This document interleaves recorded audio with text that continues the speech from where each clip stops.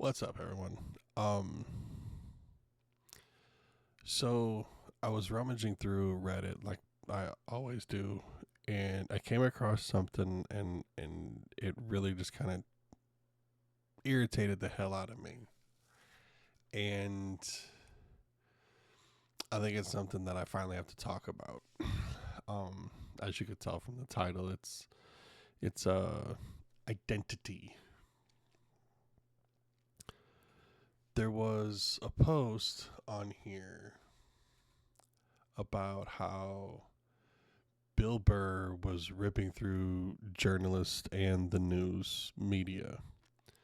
And it all came down to him saying journalists used to have balls, and I'm a comedian. Why are you asking me what the hell I want? You need to get your balls back, and I'm just a clown.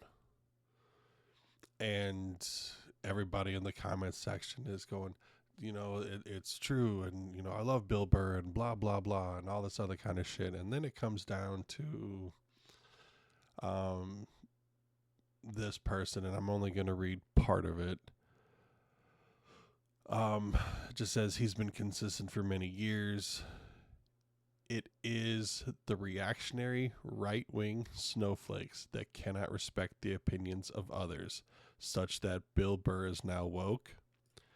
And that's what I wanted to really get into, because that mentality just pisses me off. The fact that you have to pigeonhole an identity on someone and say that it's only these people that do that. So my whole thing of fighting with identity goes back quite a few years. There was a girl I was talking to through OkCupid, and it was going okay. Um, but she set me off in the beginning, and I couldn't get past it. She goes, "Are you conservative or are you liberal?" And I went, "It doesn't matter." She goes, "Oh, it does." She goes, "So are you liberal then?" And I'm going, "I'm neither." She goes, "You have to be one." I said, "No, I don't." Because if I tell you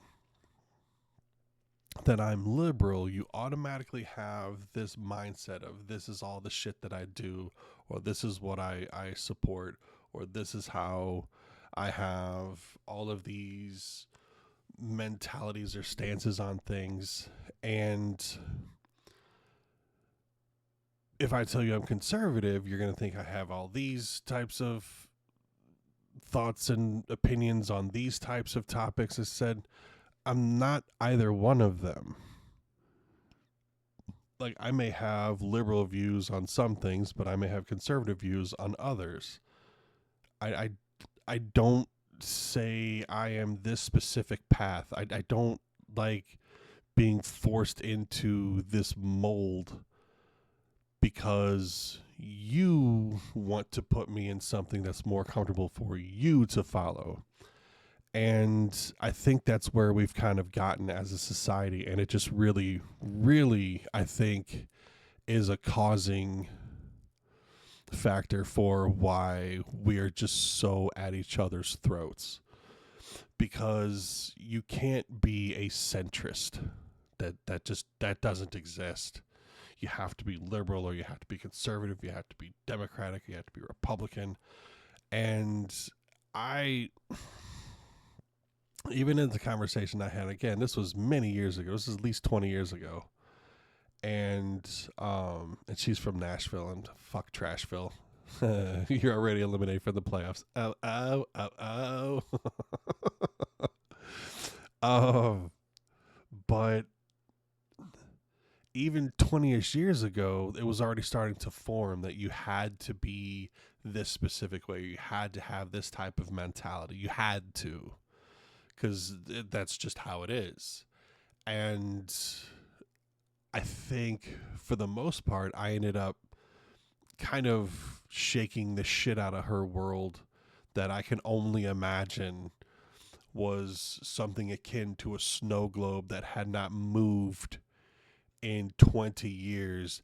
And all of a sudden, someone just shook it up and just kind of went, "What the hell? This isn't where all these things go. This is, what is this? What's happening? I don't understand.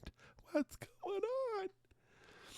And the fact that there are so many people that support Bill Burr and the things that he do, I'm one of them. To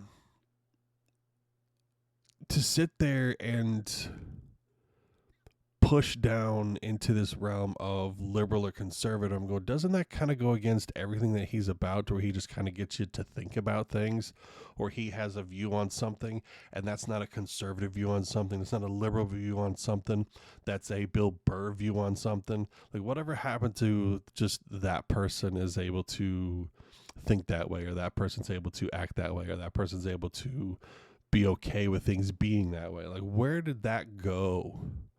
Like, why is it that all of these things must be apparent now?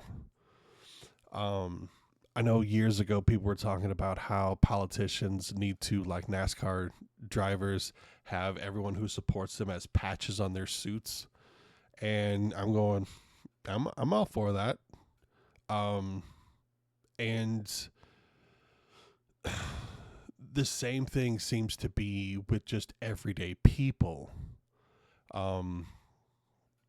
Like, you can't tell someone who thinks that, abortion should be just up to whomever, well, that's a liberal choice. Well, a conservative choice is you just get rid of abortion. Well, there's two sides that actually make sense. If you have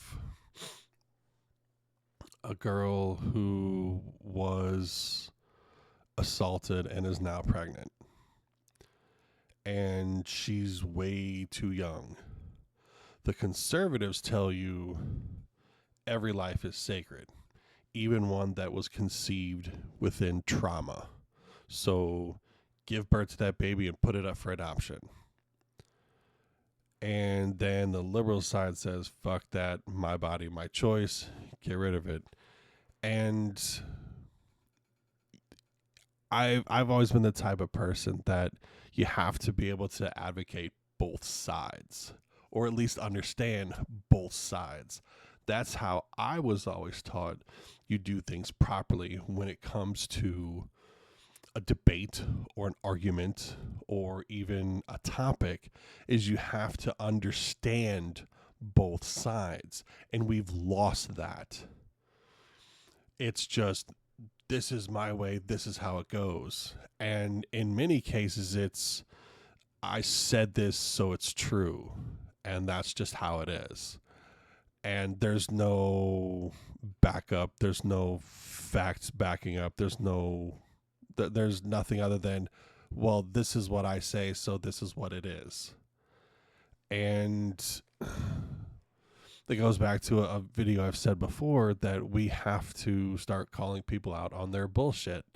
And that's one of those situations of well, abortion as a whole is wrong. Is it though? Is it? So my previous scenario, you're going to tell this, let's say, 11-year-old girl, she needs to bring an entire human being into existence and then give it up for adoption and go on with her life as if everything's going to be okay. And she's just going to forget about it. No. That is going to be etched in her head forever. And if that kid ever decides to come back around again, she is going to constantly be reminded of an awful situation that she had no control over, but she was told you had to go through with the consequences of something she didn't ask for. And you're telling her that that's what she has to do? I always thought it was interesting when it came to pregnancy that everyone seems to tell you what to do, but no one gives any monetary support to do that thing.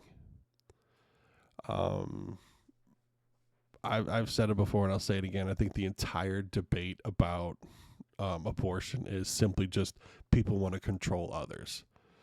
100% is what it is. Another example, I think I've said this in a video before too. A friend of mine lives in Michigan.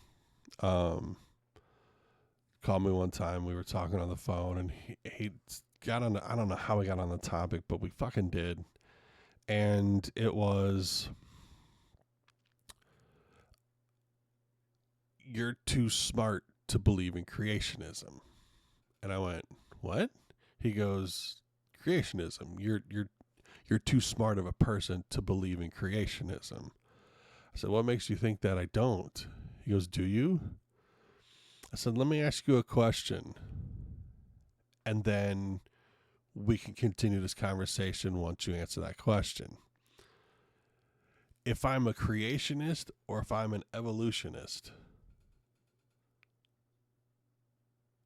if we cannot get a definitive answer as far as which one it is, does it fucking matter?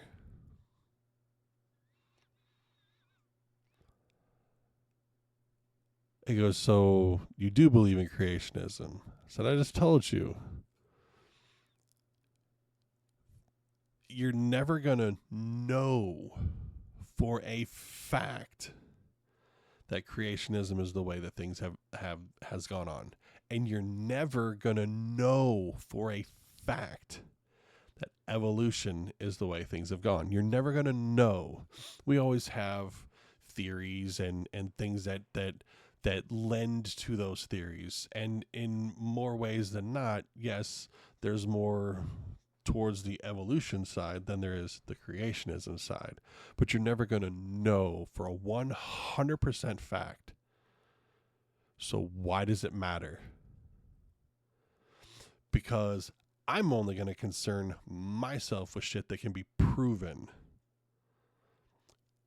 Yeah, there's things that support both, if you will, and there's one side that pretty much says that, that's just what we say, so that's what it is. And then there's, well, this is what we can prove, and these things kind of line up to assist in that thought process that what we are saying is true. So there's more credibility on this side, but you're never going to know for a fact. We can always guess. We have things that help those guesses, but you're never going to know. No one who is alive today knows. You have a good idea or you have a good feeling, but you're never going to know. You're not going to know. So if you're not going to know, why even bother? That, and I'm going, what the fuck does it have to do with anything about my personality and who I am, who Mike is, who Pickle is? What does that have to do with anything as far as who I am, about which side of this I believe on? Were you friends with me because I believed in one side or the other? Is that how we first became friends? Then, okay, maybe it's important. But if that was not a topic when we became friends, then why the fuck does it matter now? See, people get so caught up in, I have a square peg and a square hole, and they go in together, and you should have a square peg and a square hole to where they go in together, and you have a circle hole with a circle peg that they go together. And so because your circle peg and circle hole doesn't match up with my square peg and my square hole, then you're not like us. And what the fuck does that have anything to do with anything? What does it have to do with anything? I remember jokes years ago. uh, how do you know if a person is vegan when you meet them? Don't worry, they'll tell you.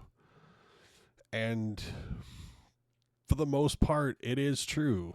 I've met vegans and they will pretty much from the jump tell you they are vegan. As if it's some declaration of superiority that these motherfuckers are better than you. They're going to let you know from the jump they're better than you. That's what they think because they don't use animal stuff. They are better than you. And that's where a massive problem comes in whenever you have people that start talking about shit like this. I worked with a girl who called me bloodmouth, and I've never really been offended by someone calling me a name until that one. And it honestly made me violently angry in my head to the point where I'm picturing punching this bitch through the teeth and then throwing her out a plate glass window. Obviously, neither of those things happened. But the fact that your superiority for your life choice that you feel is far better than everybody else, that you have to demean everyone around you to maintain said superiority complex in your fucking head means you're a piece of shit. Because you make that choice, that's fine. Be that choice. I'll be over here enjoying my barbecue ribs that are fucking amazing. And I haven't had anyone that can make them better than me. But to tell people that they are beneath you because they don't subscribe to the same shit you do is a douchebag move, and I can't stand you. And there's so many of them that are like that. And there's so few that are so vocal about it that just go, I do it because it makes me feel better. Okay, that's cool. There was a guy that I worked with who was a vegetarian, had no idea he was a vegetarian. But it didn't matter because he and I were not vibing on a level of food we consume. It was, you're a cool dude. We have like-minded conversations. We get along well. You know, we have that sort of let's talk through this mentality instead of this entire, well, you're a meat eater, so you're a piece of shit. So then someone who's a pescatarian is only a piece of shit if they live near water? Like there's at some point it just becomes so diluted into I'm better than you because I chose this, or you're beneath me because you haven't elevated yourself to this next level. And I find that truly disturbing and uncomfortable to even consider. Namely because you could be better than me in something, but that doesn't mean that I'm a piece of shit because I'm not as good at that as you are. It just means you are better at that than I am. And whenever we have conversations about something that you are better at than I am, that doesn't mean that I'm less of a person because I don't share that same skill set, if you will. And you have someone who I would almost say the equivalent is my favorite colors are more the darker colors. You know, blacks, grays, dark blues. I occasionally will rock a yellow shirt or a red shirt. I mean, you're in St. Louis. You're going to rock red at some point in time. It's just going to happen. But I like more darker colors because I don't like to stand out. But I'm 6'4". I'm a big dude. So I automatically stand out. but I like to stand out in more like a muted fashion, I guess, if you will. And I don't go to people and go, "Hi, my name is Mike. I like dark colors." People go, "Where's your helmet? Like, where's your person that walks with you that holds your money and tells you what you can and can't spend it on?" You know, that's the kind of vibe it kind of comes off as, is if you start declaring some of your titles as you talk to people, as you introduce yourself to people, at what point do you have to sit there and stop and go, maybe I should just talk to someone and see if we're gonna to vibe, or is it one of those, I use these as a shield to keep other people away because I really don't want to talk to people? Well, just wear headphones out in public then. 99% of the people are not going to bother you. The morons and the people that are more entitled than you are going to bother you. So figure out which way you're going to go on that one. Because that's ultimately where I think all of this stuff starts to go wrong. I don't give a damn if you shit. Come on.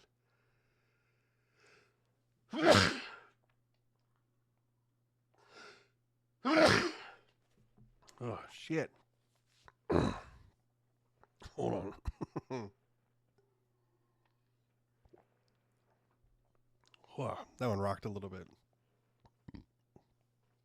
But I don't give a damn where you stand on things until you start to make that your identity, which is why I think a lot of people who are flat earthers are just out of their minds, because they must, let me say this again, they must have their flat earther part of their life be their identity, and everything revolves around it. And they think they're so smart because they can come up with these thoughts. Now, they are good argumentative parts. I will say that flat earthers come up with a lot of shit that they think is a good argumentative part, and in some cases it is. But where flat earthers fail is when someone presents them with facts, because those facts don't agree with what they say, they reject it. And that's where the insanity comes in. Because it's okay to get onto that flat earth train. And you just kind of go, a lot of stuff makes sense. Because in some cases, at least their questioning arguments do make sense. But all I got to tell you is go to a place with a hot air balloon. Take a hot air balloon ride. Everything about your arguments crumble and disappear. All you got to do, just get up in a goddamn hot air balloon and just take a trip for an hour. Everything about your flat earth stuff disappears.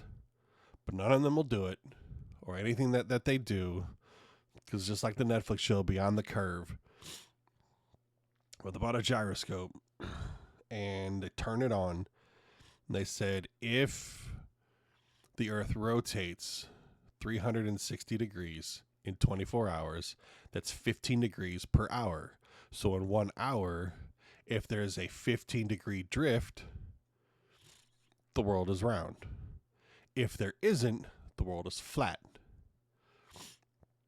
So they turned it on, and they came back in an hour, and lo and behold, what did they find? A 15-degree drift. They're like, well, shit. Right then and there, they had the correct thought of, let's test this. They had the right instrument to do so. They put it to use. They did the math to figure it out. They just didn't accept the result because it didn't agree with them. So what do? They put it in a lead-lined box because the heavenly bodies were interfering with the gyroscope and turn that bitch on again and wait another hour and 15-degree turn. So again, they're proven to be wrong. They just don't want to be proven wrong because they don't know what their identity is going to be if they don't have this as a part of it. So then what do they say? They're going to put it in a bismuth case to block all the heavenly bodies because some still got through. Like, they always have an excuse for why shit doesn't work. But they will never listen to reason. They will never understand facts, and they will never accept facts because without being a flat earther, what the fuck do they have? Nothing.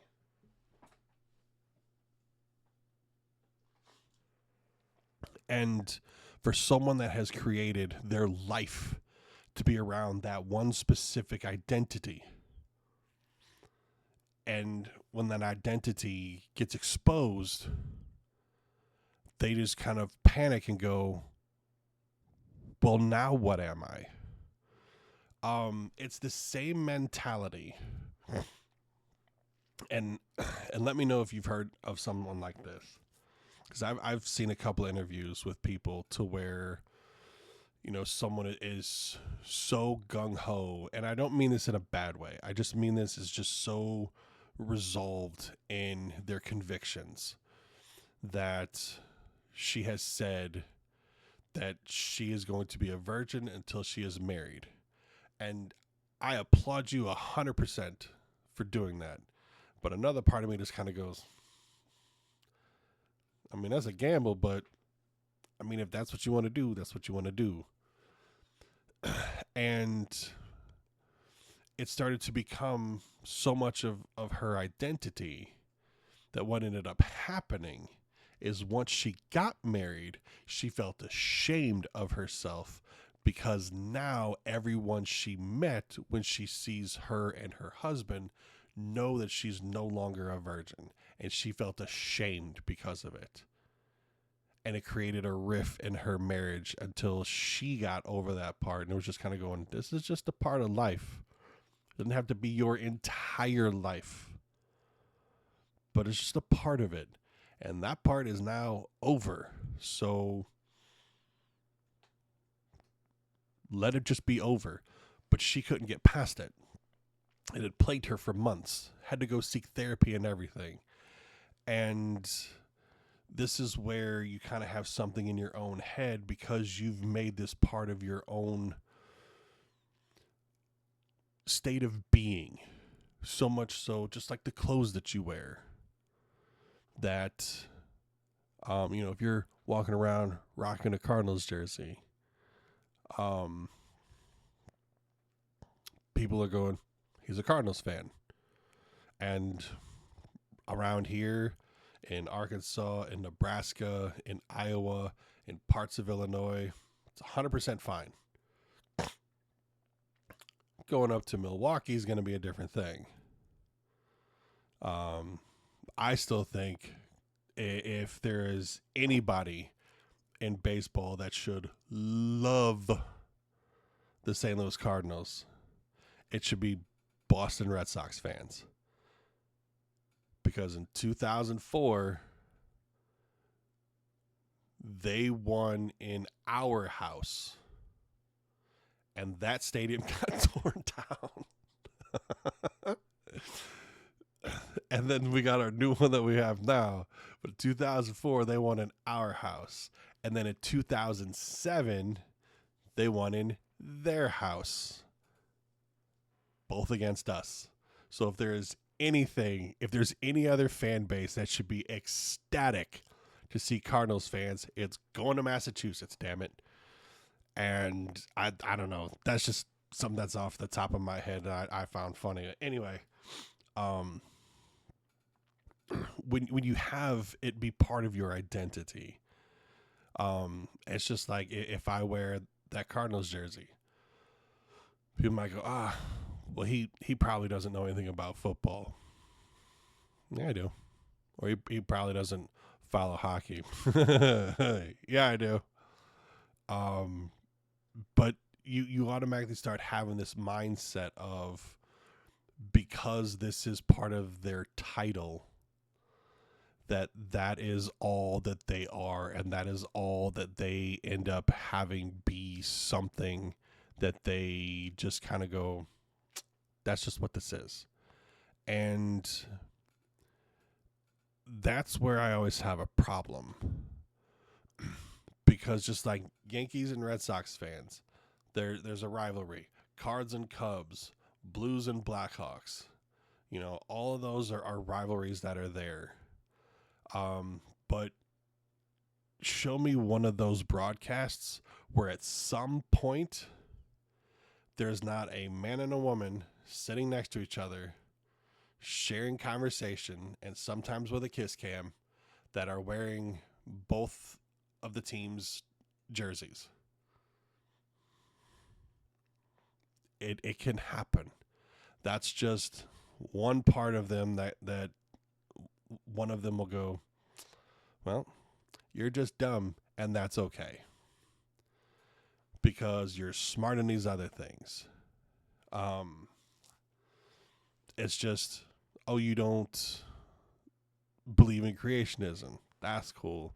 You believe in evolutionism. Well, you don't believe in both?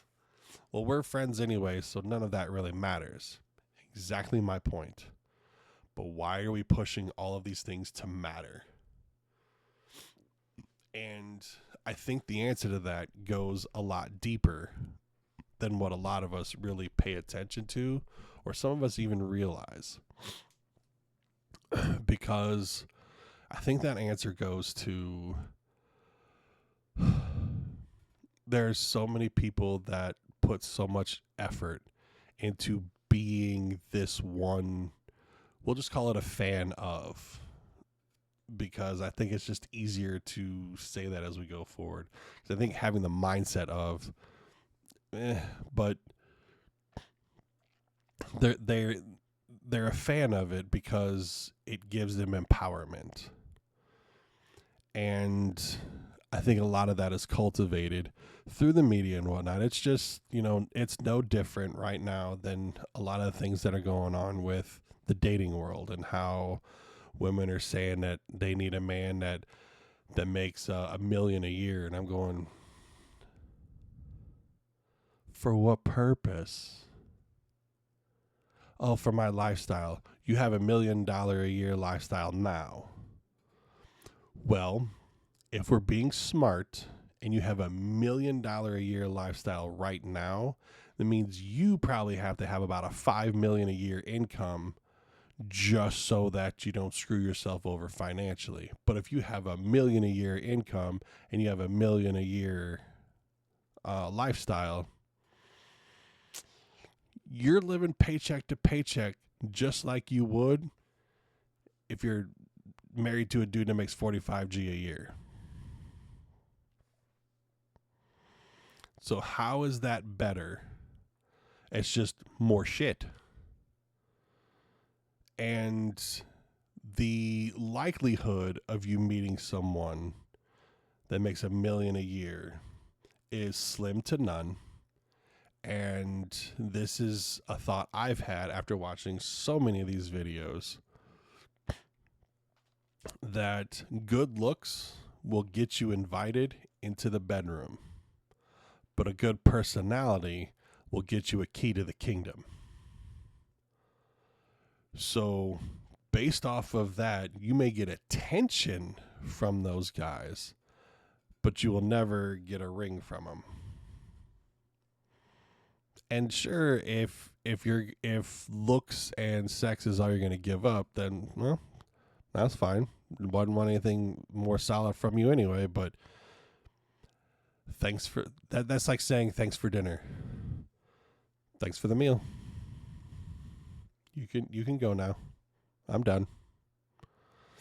And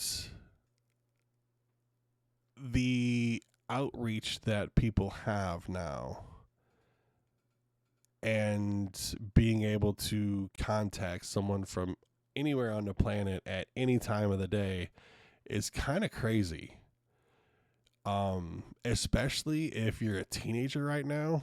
I'll say if you're 25 and under right now, knowing that you could contact anyone on any part of the planet at any time of the day should kind of freak you the fuck out, because that's where I'm at with it.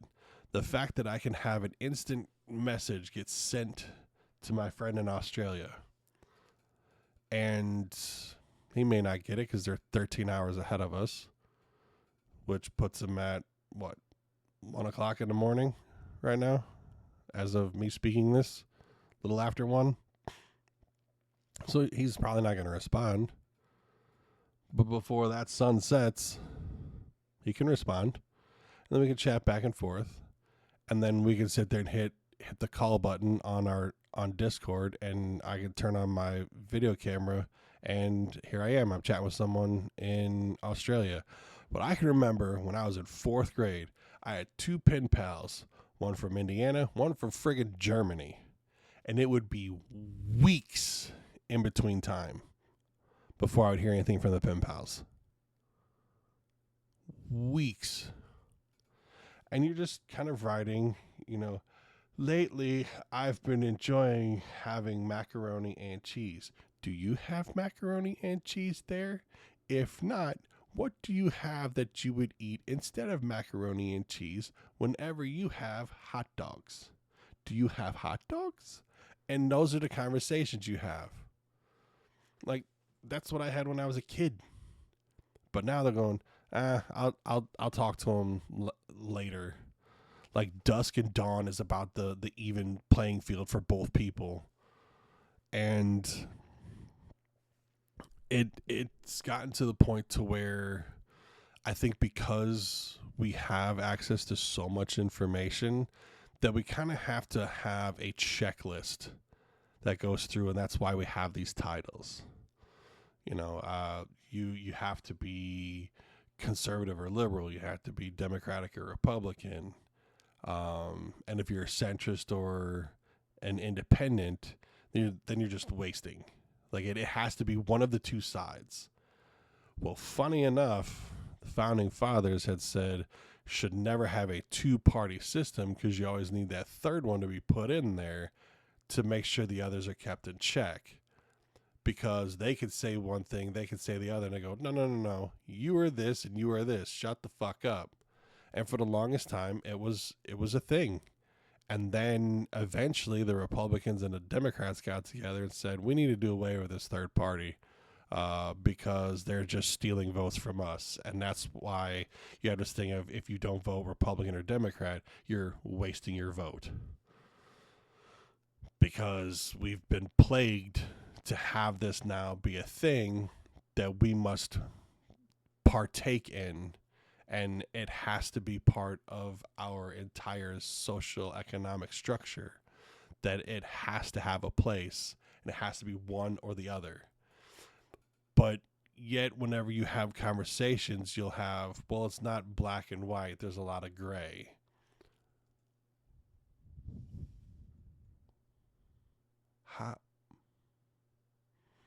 How can you have a lot of gray on a topic, but you have to have a stand on black or white? So if there's a lot of gray on a topic, then why isn't there a third party that puts the other two bitches to shame? I don't understand. It doesn't make sense to me. Because I would think that you need to have a mindset of, you can accept that there's a black side, you can accept that there's a white side, but there's more common ground in the middle, and those two colors combined make gray. But there's extremes that take just the right and extremes that take just the left. So why are we all not more central minded? One of my first therapists I had said that there's nothing wrong with having a self-centered world. He goes, stand up. So I stood up. He goes, turn a circle. So I turned a circle. He goes, right then and there, the world revolved around you. But that's the only way the world will ever revolve around you. But it doesn't mean you can't be self-centered. Because self-centered just means that you are making sure that you are the center of your own world. And it made a lot of sense. And I went, okay. I see what you're getting at. Like, I need to make sure that no matter where I turn, I keep true to me. Went, okay, I'm all right with this. But then to say someone is self-centered is a put down. Just like, why do we still have genius and Einstein be insults? Arguably one of the most smartest people that has ever had a picture taken of them or have ever been filmed and had his brain studied because he was so smart. Why are we taking that smart person and using his name as an insult? Oh, because we'll never be that smart? Well, then we're fucking stupid. Deal with it. Move on. Way to go, Einstein.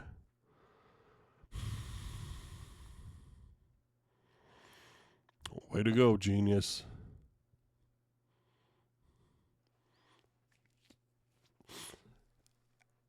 I don't know. Those last 2 points are just something that's always just kind of irked me. But the point still stands that there needs to be a point of reference for everything that you do. Just like I have adopted the, I can't say adopted because it's something I've said for years. The only thing common in everything you do is you.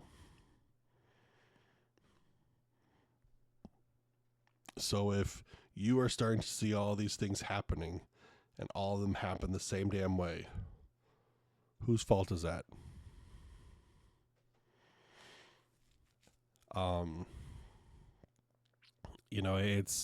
It's something that is not a thing that people do nowadays of taking accountability for their shit.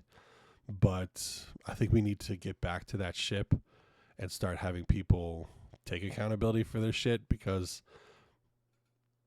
the only thing common in everything you do is you. All men are assholes.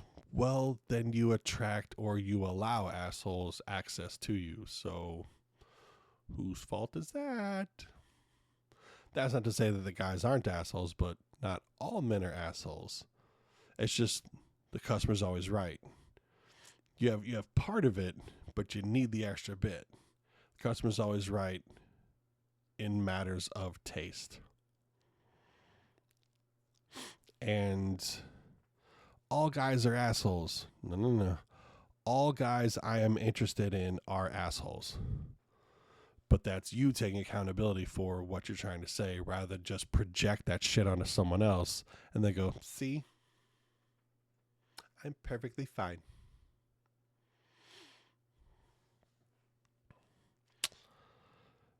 Yeah, I can't stand where we make identities be such a factor in our lives that we will allow them to ruin relationships.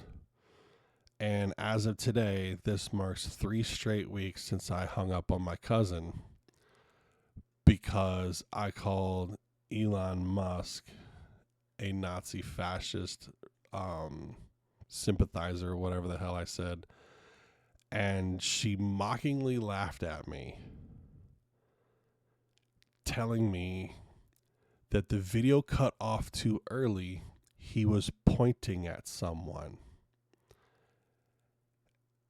And rather than engage at that point, I realized right then and there, because she already knows we are on polar opposites when it comes to political topics, yet every single fucking phone conversation we had, somehow she would steer it to bring up another political point. And I, at that point in time, had just kind of went, I'm done.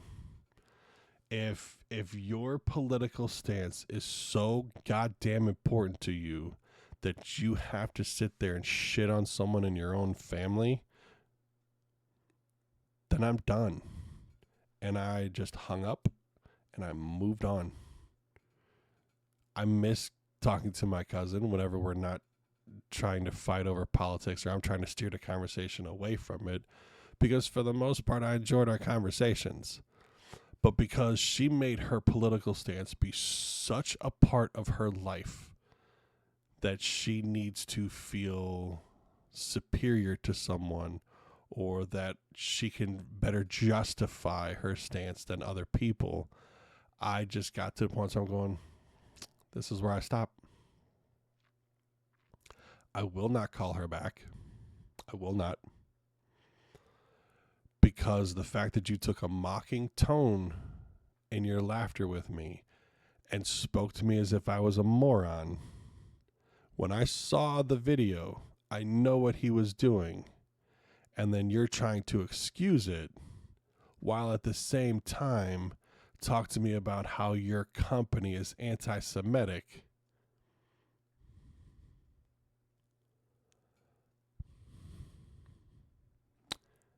These two things don't go together. Because I was going to say, I've never put my hand on my heart and thrust my entire hand way off into the distance, opposite from where I'm looking, as if I was pointing at something.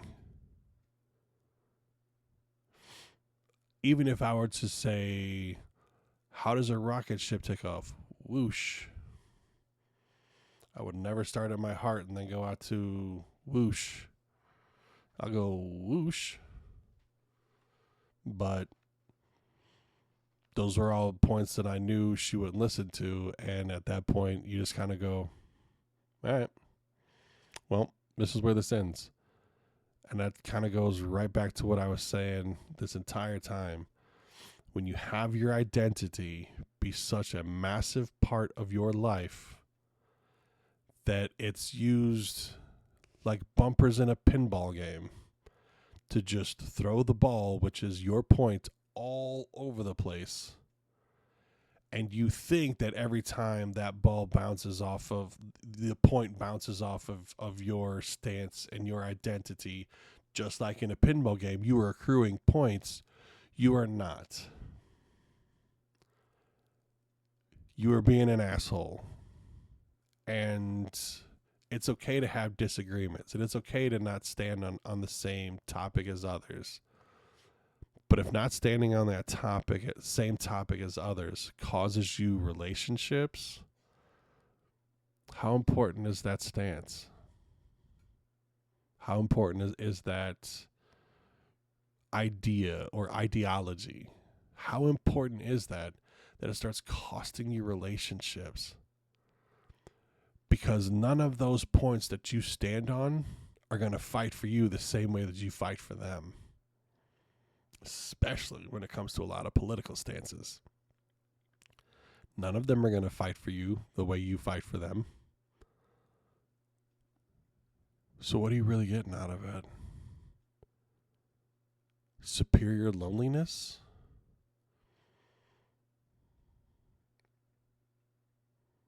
Hope those points are worth it. Because I don't think they are. I think that's a perfect ending to this. Yeah, I love when you guys share your opinions. I'd be surprised how many people actually make it to the ends of these videos. If you make it to the end of the video, tell me who you think's on the back of this jersey.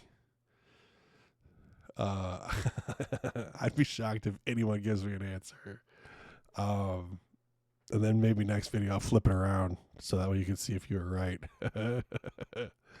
But yeah, those of you that do watch it, I do appreciate you. If nothing else, like I said at the very beginning of me starting to do this, almost 6 months ago now, it's just to promote thinking. Um, I'm not trying to change anyone's mind about anything. Just trying to give you something to think about. And especially with today, if there's a point that you stand on that has become part of your identity, how's that worked for you? How is there things that, is there any doors that have closed? Whether a door be, like a job or a relationship or maybe even parts of a conversation. Just throw that out there. Let's kind of work through some of this shit together. Kind of reminds me of meeting up with some real good friends of mine for dinner recently, and I didn't really have much to talk about. I sat there silent most of the time, even though I still say I had the best line of the night. I don't know if you guys have ever seen that video of, is that a mockingbird? Is that a mockingbird? Is that a mockingbird? One friend of ours was talking about he makes mocktails at home. And it comes up and the conversation goes, well, you're not at home, so they're not mocktails.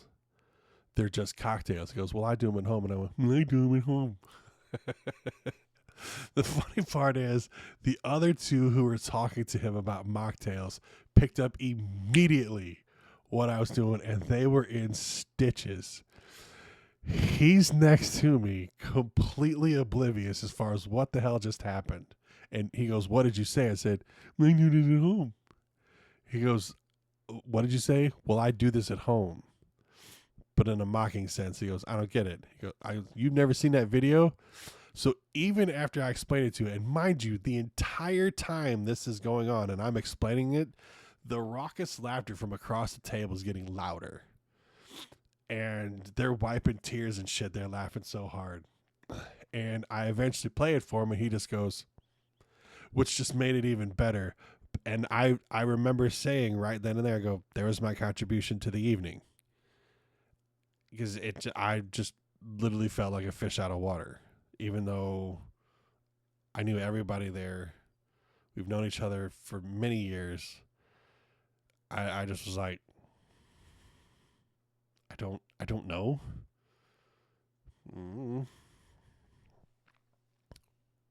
But I'm not going to ostracize them for it.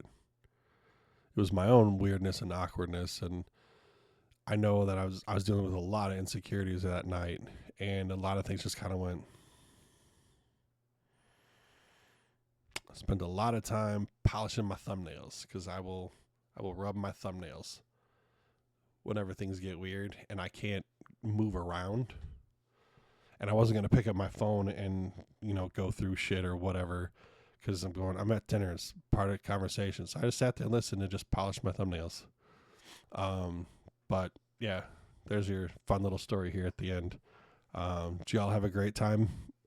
Be safe and chat with you soon. Take care.